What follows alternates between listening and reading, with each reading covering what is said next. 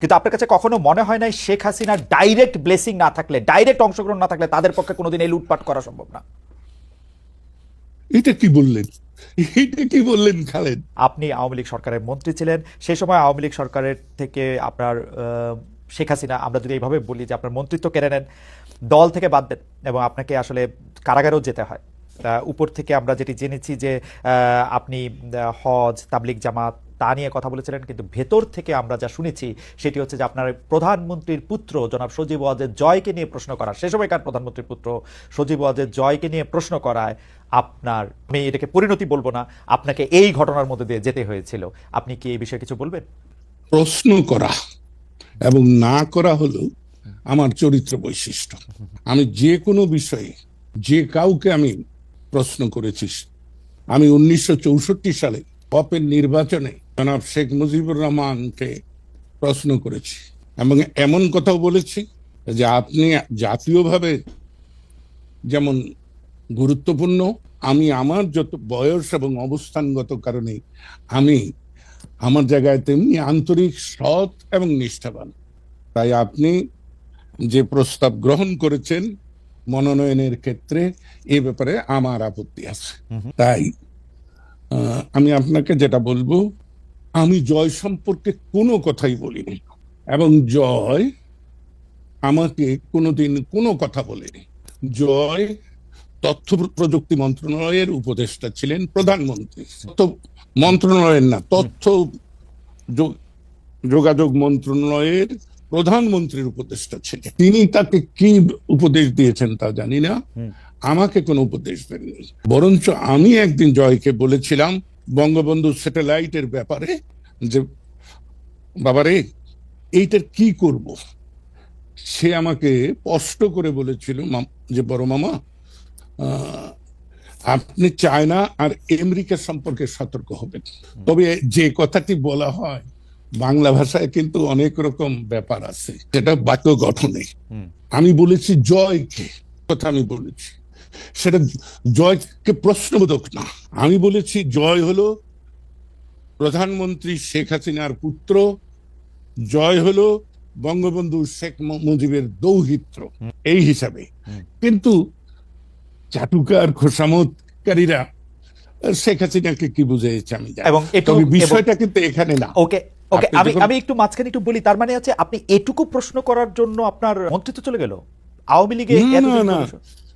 না না না না না না, আমার মন্ত্রিত্ব ওখানে যায়নি, আমার আওয়ামী লীগ থেকে বহিষ্কার ওখানে হয়নি, হয়েছে কায়েমি স্বার্থবাদ।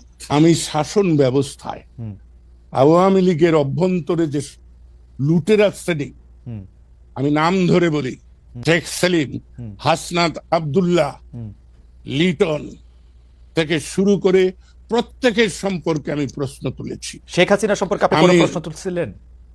কার সঙ্গে? শেখ হাসিনা সম্পর্কে না, আমি শেখ হাসিনাকে সবসময় হাসতে হাসতে বলতাম, কারণ এক সময় তো তুই তুকারি করেছি। 50-এর দশকের শেষ 58 সালে আমার সঙ্গে পরিচয়, তারপরে থেকে আমরা আমার অভ্যাস অনুযায়ী তুই তুকারি করেছি। কিন্তু আমি যখন 2001-এর জাতীয় সংসদ নির্বাচনে ভোট ডাকাতির কারণে পরাজিত হই, তারপরে আমি সিদ্ধান্ত নেই যে আমি রাজনৈতিক অঙ্গনে থাকবো কি থাকবো না, নির্বাচনী ব্যবস্থার মধ্যে থাকবো কি থাকবো না। তখন আমি নিজে নিজেই ভেবে নেই যে শেখ হাসিনাকে যদি আমি তুই তোকারি করি তাহলে শেখ হাসিনা আমাকে কেন সম্মান করবে। তাই আমি তখন থেকে তাকে আপনি বলার শুরু। ওকে, আমরা সরি আপনাকে ইন্টারাপ্ট করার জন্য। আপনি ওই জায়গায় বলতেছিলেন যে কেন আপনার মন্ত্রিত্ব চলে গেল, শেখ সেলিম, হাসনাত আব্দুল্লাহ, আমি সেইটা বলতেছি। জি, সেইটা নিয়ে। হ্যাঁ হ্যাঁ, সব ওই, যদিও তারা শেখ পরিবার দাবি করে, আসলে তো পরিবার বলতে কি বা নরনারী, তার সন্তান, বৃদ্ধ পিতামাতা থাকলে তারা।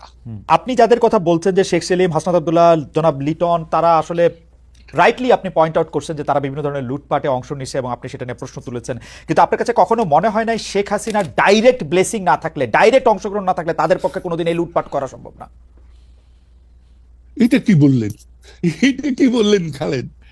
আপনার যদি ইচ্ছা না থাকতো তাহলে আমি কি আপনার সঙ্গে এই মুখোমুখি সাক্ষাৎকার দিতে পারি? না না, এবং আপনার ইচ্ছা না থাকলেও, আপনার ইচ্ছা না থাকলেও সেটা শেখ হাসিনার যদি ব্লেসিং নয়, শুধু ব্লেসিং তো ছিলই, তার একান্ত সম্মতি ছিল। রাইট। এবং এই ব্যাপারে আমি ছেলেটিকে পছন্দ করি আর না করি সোহেল তাজ, সে কিন্তু এক সাক্ষাৎকারে বলেছে যে আপা আমাকে বলেছিল যত পারো অর্থ জোগাড় করো। আমি কিন্তু শেখ হাসিনা সম্পর্কে আমার খুব উচ্চ ধারণা ছিল। আমি মানুষের খোঁজ খবর নেই না, আর আমি কারোর বিরুদ্ধে যতক্ষণ পর্যন্ত সুনির্দিষ্টভাবে আমি আমার এই প্রত্যয় না জন্মে যে এই ঘটনাটি সত্য, ততক্ষণ পর্যন্ত আমি কারো সম্পর্কেই মন্তব্য করি না। আমি কারো বিরুদ্ধে বলি না, সব সময় বলি যে আমি অমুকের সম্পর্কে অমুকের বিষয়ে মতামত দিচ্ছি। আমার এখানে আমি একটু ছোট করে দুইটা বিষয়ে জানতে চাই যে আপনি তো জানেন যে 2013 সালে যে নির্বাচন ব্যবস্থা, 2014 সালে যে নির্বাচনের মধ্যে দিয়ে আওয়ামী লীগ সরকার আবার ক্ষমতায় আসলো, সেইটাতে আসলে কোনো নির্বাচন হয় নাই। 154টা সিটে আসলে বিনা প্রতিদ্বন্দ্বিতা নির্বাচিত হওয়ার পর আসলে কারো কোনো ভোটের দরকার না, আবার সরকার গঠন হয়ে গেছে। আপনি ওইটার কোনো প্রতিবাদ করেছিলেন কিনা? এক। দুই হচ্ছে আপনি দল থেকে বহিষ্কার হলেন, মন্ত্রিত্ব থেকে বাদ পড়লেন, ফিরে এসে গত 10 বছরে আপনি এই কথাগুলি প্রকাশ্যে এরকম করে বলছেন কিনা বা বলতে চেয়েছেন কিনা, বলতে কোনো বাধা পেয়েছেন কিনা? জনাব খালেদ মহিউদ্দিন, আমি আপনি 2012 সালের বাজেট অধিবেশনে আমি স্পষ্ট করে বলেছিলাম যে এটাই আমার সর্বশেষ জাতীয় সংসদে উপস্থাপিত বক্তব্য, কারণ আমি ভবিষ্যতে জাতীয় নির্বাচনে অংশগ্রহণ করব না।